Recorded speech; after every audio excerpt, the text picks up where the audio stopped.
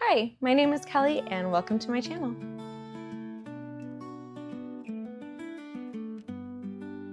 Today, I'm doing the Jane Austen Heroines tag.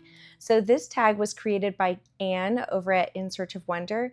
She tagged me to do it and I wanted to save it for this month, for Jane Austen July. So I'm gonna go ahead and go through some of these prompts, and each of the prompts are based off of one of the heroines in one of her books. There are two books that she put two heroines for that book, and for very good reason, because each of the two heroines are equally important to the story.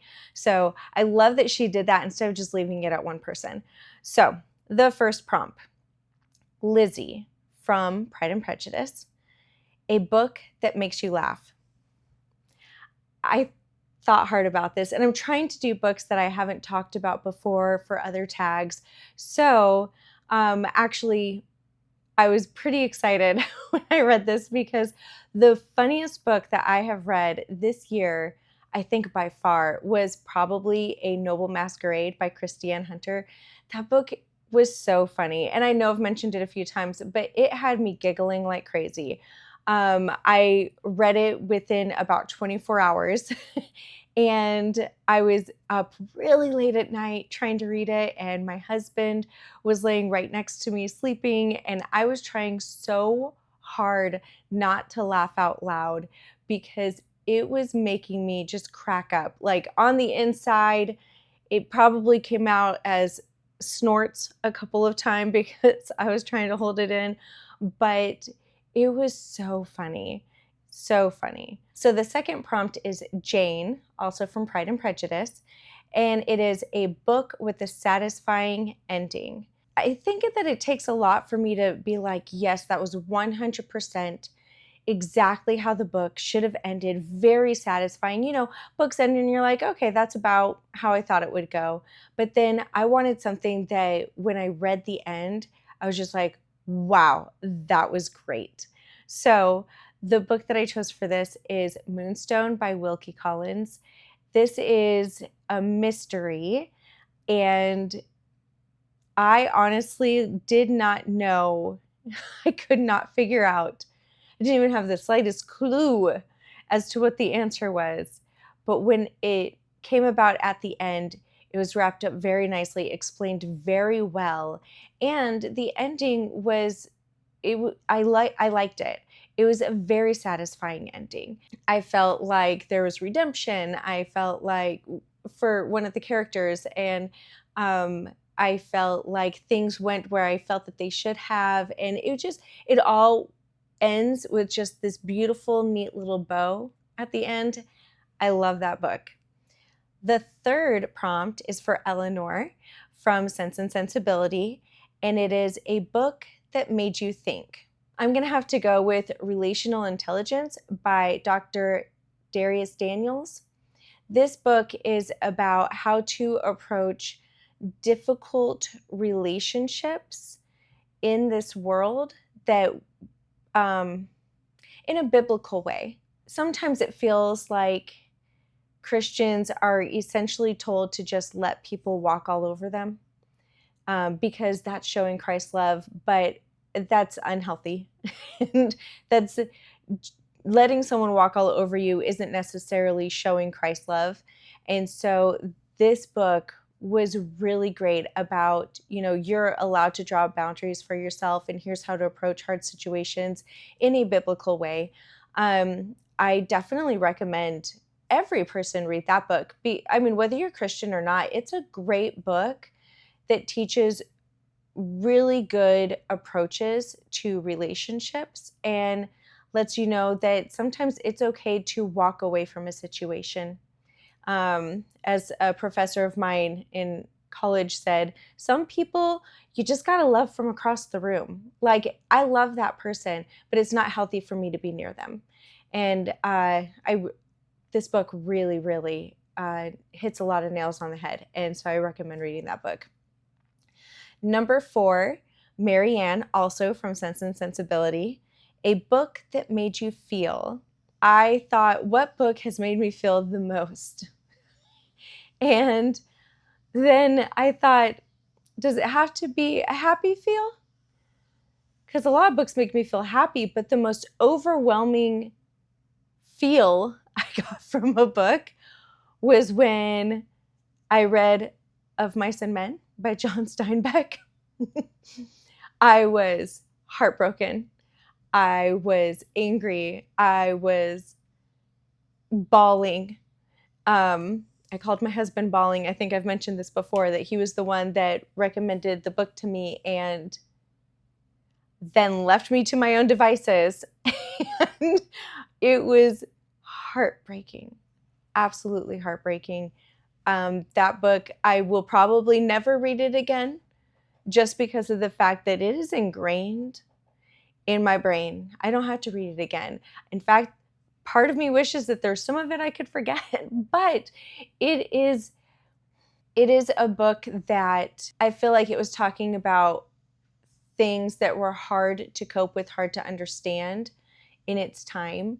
And it actually reminded me of some people that I know that are very similar to one of the characters in the book. And that's probably why it broke my heart so much. But I think that it can lead to some really great conversations about understanding people that are different. I feel like it's a great conversation starter for that. Okay, number 5, Emma, from Emma. A book you want everyone to read. Okay, so my main answer here is the Bible. I would love everyone to read the Bible.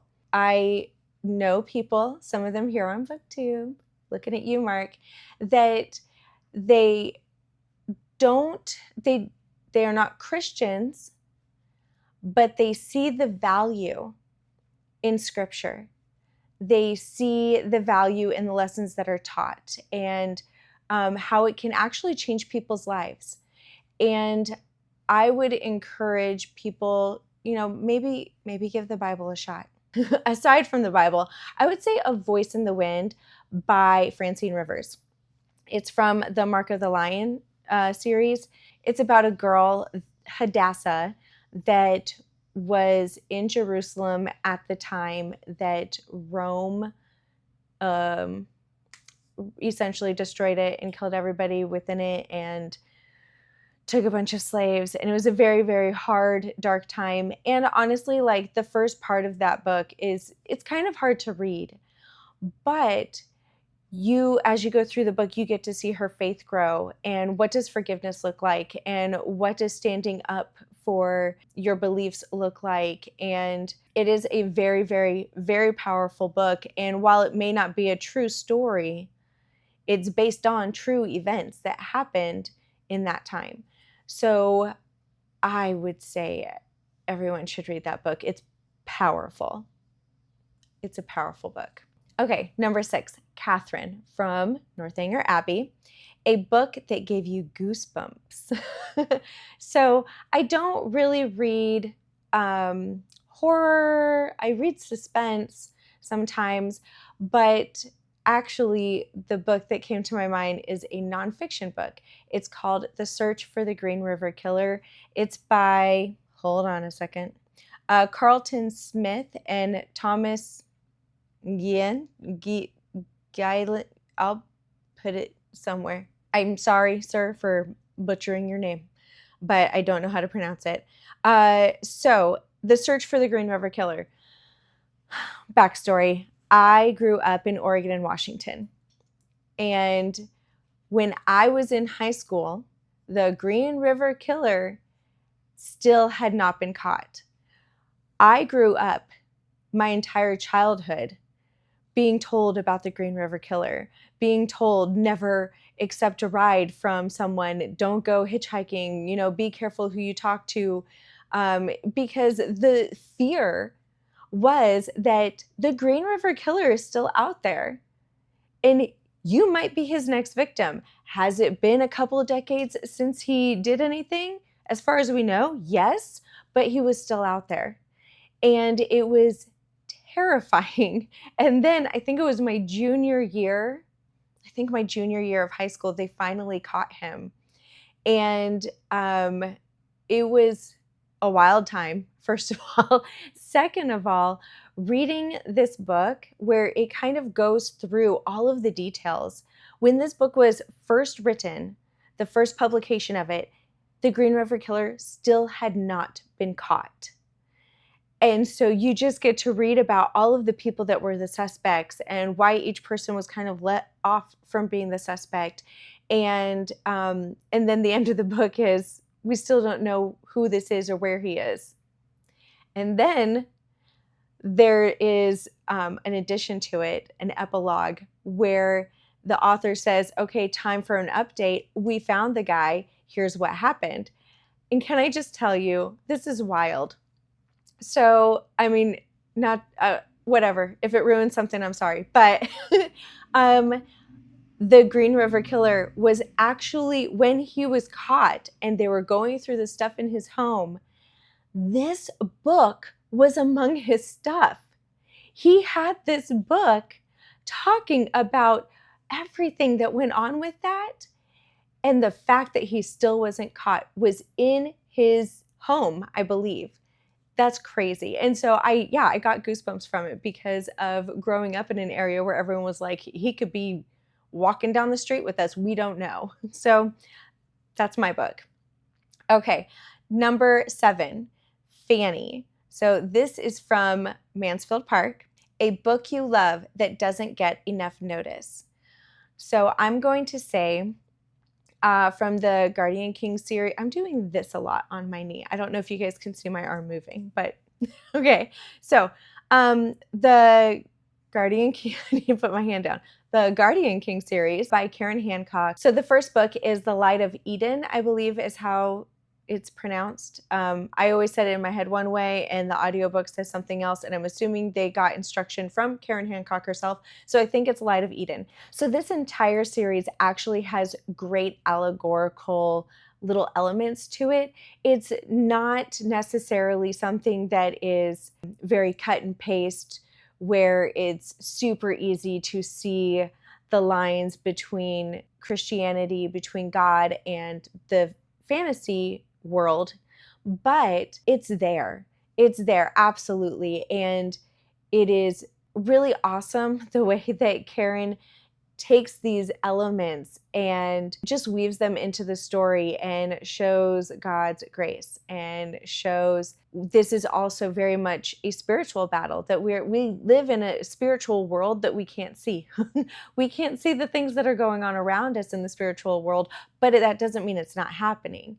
And so it very much talks about like the spiritual battles that are going on, and it talks about the phases that someone goes through in being new to the faith and some of the struggles that someone who is new in the faith, or maybe even someone who has been in the faith for years, decades even, can come across, and how it is heartbreaking when someone who has been a follower turns away and how that can have an effect on them. In the book, there is a physical tell for when someone was a follower but has turned away. So that was kind of interesting, but it's a great series, and I definitely think that you guys should check that book out as well, or the series out as well.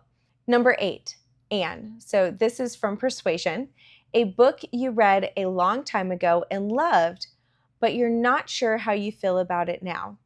So I had to go onto my Kindle and kind of look through what are some of the books I've had on there for the past 15 years, I think. I've had that thing for a while. But what are some of the books that I've had on there? And one of them that I found was Time and Again by Deborah Heel. And I believe this was supposed to be a series, but the second book wasn't out when I had finished the first book. And I may be wrong in this, but she was at a house, maybe visiting an elderly relative or something like that. And if I remember right, she had work to do on a computer, but there was something about it that like sucked her into another time. And then there was a whole timeline series there, and then she'd come back to this, if I remember right. I remember thinking that I liked it. I remember thinking that it was a really interesting premise. I think there might have been a faith element to it, but I could definitely be wrong. You guys can tell it's been a long time since I read this. I don't know if I would still like it. I know that I liked it then, but I really don't know if I would still like it. So maybe I'll read it again sometime soon. Number 9, Lady Susan. So this is from the little novella that Jane Austen wrote called Lady Susan. A villain you love or love to hate. I'm going to say Screwtape from Screwtape Letters. I mean, he's a demon. You know, I don't like him. I do not. No. But I love reading those letters. Obviously, it's fiction, but I love reading those letters because of the fact that the information Screwtape gives to his nephew is so powerful for my life as a Christian and the way that I need to view the things going on around me and my own mindset, and being careful once again about that spiritual battle going on around me that I can't see, but I also shouldn't be oblivious to it. So I love to hate Screwtape. All right, and then I'm going to go ahead and tag a few people. If you have not checked out Anne's original video for this, I'm going to link it below. If I don't tag you, but you want to do this, as always, do it. Have some fun. Oh, and if you don't have a channel, I'd love to know your answers below. So anyhow, that's it. I hope that you guys enjoyed Anne's Jane Austen Heroines tag. It was a lot of fun for me to go through and actually kind of hard for me to pick a book sometimes. So anyhow, I'll talk to you all later. Bye.